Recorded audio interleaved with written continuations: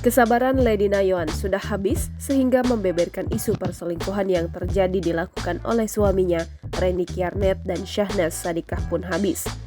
Atas kejadian tersebut, Lady Nayoan pun kekeh memutuskan untuk bercerai dari Randy Kiernet.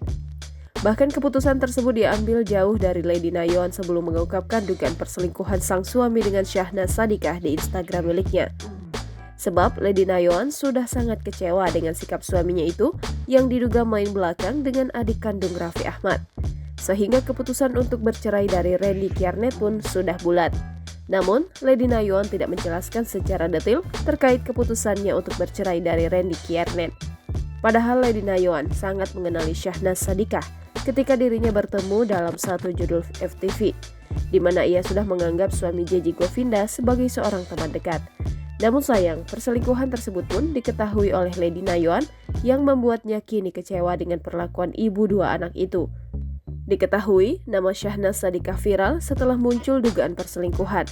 Dalam keterangan Lady Nayoan, Syahnaz dan Randy Kiernet diduga main belakang sejak Juli 2022. Saat itu, Lady Nayoan tengah hamil anak ketiganya. Kemudian, setelah 1 tahun berselang, Lady Nayoan akhirnya kembali buka suara lantaran sudah tidak sabar melihat perlakuan Syahnaz dan suaminya Randy Kiernet.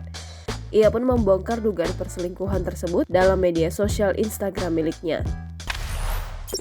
Jangan lupa subscribe, share, komen, dan like ya!